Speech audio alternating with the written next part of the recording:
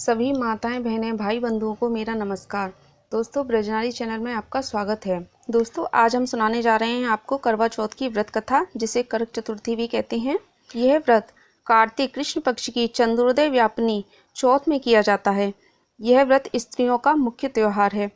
सौभाग्यशाली स्त्रियां अपने पति की दीर्घायु और रक्षार्थ के लिए यह व्रत रखती हैं। सभी सौभाग्यशाली स्त्रियां इस दिन निर्जला व्रत रखती हैं और शाम को चौथ माता की पूजा कर, कहानी सुन और चंद्रोदय को अर्घ्य देकर उसके बाद ही भोजन ग्रहण करती हैं।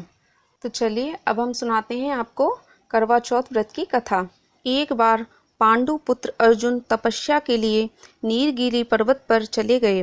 इधर पांडवों पर अनेक विपत्तियां पहले से व्याप्त थीं। इससे द्रौपदी ने शोकाकुल हो श्री कृष्ण का ध्यान किया। भगवान के दर्शन होने पर इन कष्टों के निवारण हेतु उपाय पूछा।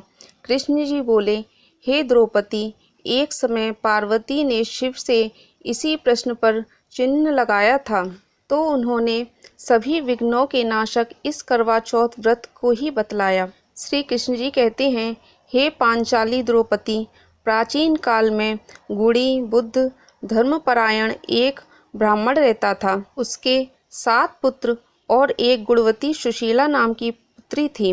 पुत्री ने विवाह होने पर करक चतुर्दशी का व्रत किया। वह उस समय अपने मायके में ही थी, किंतु चंद्रोदय से पूर्व ही वह भूख प्यास से व्याकुल होकर मूर्छित हो गई। इससे उसके दयालु भाइयों ने छल से पीपल की आड़ में कृत्रिम चांद बनाकर दिखा दिया। कन्या ने अर्घ्य दे भोजन किया। भोजन करते ही उसका पति मर गया। इससे दुखी होकर उसने अन्न जल छोड़ दिया। उसी रात्रि में इंद्राणी भूपिचरण करने आई। ब्राह्मण कन्या ने इंद्राणी से अपने दुख का कारण पूछा।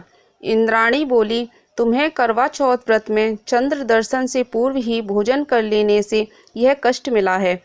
तब ब्राह्मण की कन्या ने अंजलि बांधकर इंद्राणी से विनयपूर्वक निवेदन किया कि इससे मुक्त होने का कोई साधन बताएं। इंद्राणी बोली, यदि तुम पुनः विधिवत करवा चौथ व्रत करो तो निश्चय ही तुम्हारे पति पुनः जीवित हो जाएंगे।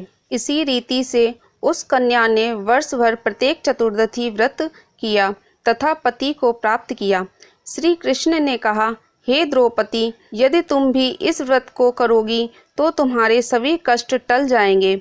इस प्रकार द्रौपदी ने इसको किया तथा पांडव विजय हुए। अतः सौभाग्य, पुत्र पौत्रादि और धन धान्य के इच्छुक व्यक्तियों को यह व्रत विधि पूर्वक करना चाहिए।